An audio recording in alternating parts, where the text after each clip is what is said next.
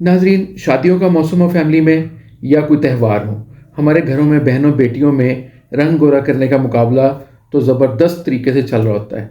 तो ये मुकाबला जीतते जीतते वो ऐसी क्रीम्स इस्तेमाल कर बैठती हैं जो इंतहाई गलत केमिकल से, बहुत बुरे केमिकल से बनी होती हैं, स्टीरॉयड बेस्ड होती हैं, मरकरी तक उनमें डला होता है जो स्किन की ऊपर वाली लेयर को जला देती हैं और पिंक पिंक निकाल देती हैं स्किन को नीचे से, जिसका नुकसान ये होता है कि स्किन बुरी तरह से डैमेज हो जाती है। लेकिन आज मैं आपको एक ऐसा होममेड एक ऐसा फॉर्मुलेशन दूंगा जो घर में आम दस्तयाब चीज़ों से तैयार हो जाएगी और उसको इस्तेमाल करके वो उससे भी कहीं अच्छे रिजल्ट्स मिलेंगे। स्किन ग्लो भी करेगी, रंग वाइट भी हो जाएगा और स्किन डैमेज भी नहीं होगी बिल्कुल भी। अगर स्किन के ऊपर कोई दाग धब्बे हैं वो भी ठीक होंगे और स्किन के ऊपर जो डलनेस है वो भी खत्म हो जाएगी। स्किन ग्लोई हो जाएगी और स्किन वाइट हो जाएगी, बिल्कुल अच्छी तरह से स्किन जैसे निखार आ जाएगा स्किन के ऊपर, असली वाला निखार, वो 2 नंबर वाला निखार नहीं जिसमें स्किन मुरझा जाती है और रंग पिंक पिंक नजर आ रहा होता है लेकिन स्किन जली हुई होती है, स्किन डैमेज हो जाती है और सेंसिटिव हो जाती है।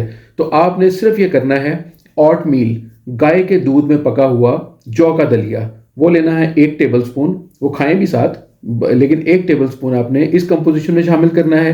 एक प्याली में शामिल कर लें आप 1 टेबल स्पून और उसके बाद आपने ½ टेबल स्पून या 1 टीस्पून आप राइस फ्लोर जो है, चावल का आटा, वो आपने उसमें शामिल कर देना है। 1 चुटकी आपने सिर्फ डालनी है हल्दी की।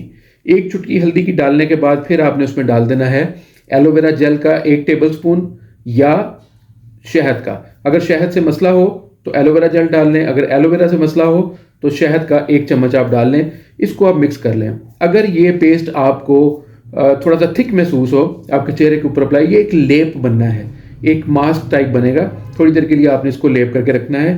तो अगर ये आपको थिक महसूस हो तो इसके अंदर थोड़ा सा आपने रोज़ वाटर शामिल कर लेना है। रोज़ वाटर उसकी थिकनेस को कम करने के लिए, यानी जिस लगे आपको जहाँ पर कि ये आसानी से लेप हो सकता है वहाँ उतना सिर्फ आपने शामिल करना है रोज़ वाटर, और इसको अपने चेहरे के ऊपर अप्लाई कर लेना है। 20 मिनट, 25 मिनट, आधा घंटा लगा लें, पौना घंटा लगा लें, कोई मसला नहीं है। लेकिन उसके बाद फिर आपने हल्के से नीम गर्म पानी से चेहरे को धो लेना है।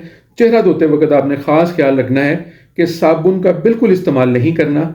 आपने सादा पानी से धो लें या अगर आपके पास ऑर्गेनिक कोई नेचुरल फेस वॉश है उससे इस्तेमाल कर लें। मैं अपने पेशेंट्स को अपना बना हुआ नेचुरल ऑर्गेनिक फेस वॉश देता हूँ। उसकी घर में बनाने के लिए ऑर्गेनिक फेस वॉश, उसकी मैं लिंक यहाँ पे डिस्क्रिप्शन में दे रहा हूँ। मेरी पूरी प्लेलिस्ट जो है स्किन केयर की, उसकी भी लिंक मैं पूरी इसमें दे रहा हूँ।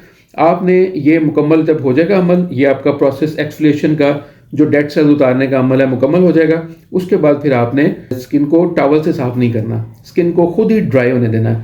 जब स्किन खुद ब खुद ड्राई हो जाए तो उसके बाद आपने स्कंजवी, यानी कि लीमू का रस जो है पानी में डाल के, हम उसमें नमक और चीनी डालते हैं लेकिन नमक और चीनी नहीं डालना, सिर्फ लीमू का रस थोड़ा सा और पानी। डायरेक्ट लीमू का रस नहीं अप्लाई करना आपने, बिल्कुल भी कभी नहीं करना चाहिए। ये बहुत बड़ी गलती करते हैं, अजीबोगरीब से टोट के मैं देखता हूँ लोग शेयर कर देते हैं और ख़वातीन इस्तेमाल करती हैं जिससे नुकसान हो सकता है स्किन को। डायरेक्ट आपने नहीं वो लगाना, वो आपने एक स्कंजवी की तरह का बना हुआ जिसमें लीमू का पानी हो, लीमू का रस हो और पानी हो साथ, उसको आपने स्किन के ऊपर बस एक स्प्रे कर लें, शावर कर लें स्किन के ऊपर और टॉवल से साफ ना करें, उसको खुद ही खुश्क होने दें। ले जी, ये आपका ज़बरदस्त किस्म का एक्सफोलिएशन का प्रोसेस मुकम्मल हो चुका हुआ है और इंशाल्लाह इसको आप हफ्ते में 2-3 दफ़ा रिपीट कर लिया करें। आप देखेंगे कि सिर्फ 1-2 हफ्ते के अंदर अंदर ही आपकी स्किन कैसी ज़बरदस्त ग्लो भी करेगी, निखर भी जाएगी और मुकाबला भी वही जीतेगा जिसने ये वाला काम किया हो। जिसने वो क्रीमें लगाई होंगी उसकी स्किन हो सकता है कि गोरी तो नज़र आ रही हो लेकिन वो स्किन बहुत डल होगी, बेरौनक होगी, मुरझाई हुई होगी, उसके ऊपर कोई रौनक नहीं होगी, कोई ग्लो नहीं होगा, कोई चमक नहीं होगी। ये वाली स्किन जो भी देखेगा वो पूछेगा क्या लगाया है, क्या किया है। और जब ये आप मुकाबला जीत लें तो मेरे यहाँ पर आके कमेंट में आपने थैंक यू भी लिखना है मुझे। Thank you. आज के लिए इतना ही है, इजाज़त दें।